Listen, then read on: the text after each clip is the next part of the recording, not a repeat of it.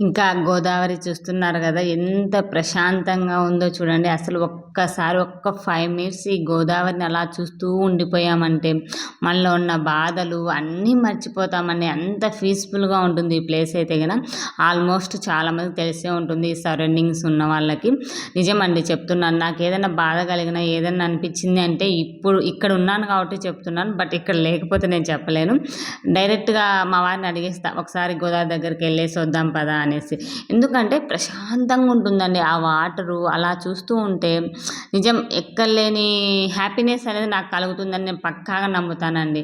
So, ఇదొచ్చేసి అక్షరాభ్యాసం రోజైతే గన షూట్ చేసిన వీడియోస్ ఇదైతే గన ఫుల్ వీడియో వచ్చేసి యూట్యూబ్ ఛానల్‌లో అప్‌లోడ్ చేశాను. ఎవరైనా చూడకుంటే గన ఇక్కడ లింక్ అనేది ట్యాగ్ చేస్తాను చూసేయండి. ఇంకా కొన్ని ఎళ్ళిన తర్వాత కొన్ని రీల్స్, ఫోటోస్ అయితే దిగుతూ ఉంటాం కదా! మా వానితో ఇలా ఇద్దరం దిగేసి వచ్చేది షూట్ చేసేసి పాటలాగా పెట్టేసుకుందాం అనుకున్నా. బట్ మా వారు నాతో సహకరించలేదు. సో, ఎలాగోలా ఇలా ఒక షాట్ అయితే మీతో షేర్ చేసుకుంటున్నాను. ఇంకా అమ్మవారు ఆ గోదావరి గట్టున సరస్వతి టెంపుల్ అనేది చాలా పెద్ద టెంపుల్ ఉంటుంది. సో, ఎంతమందికి తెలుసు అనేది కామెంట్ చేయడం మర్చిపోవద్దు ఫ్రెండ్స్.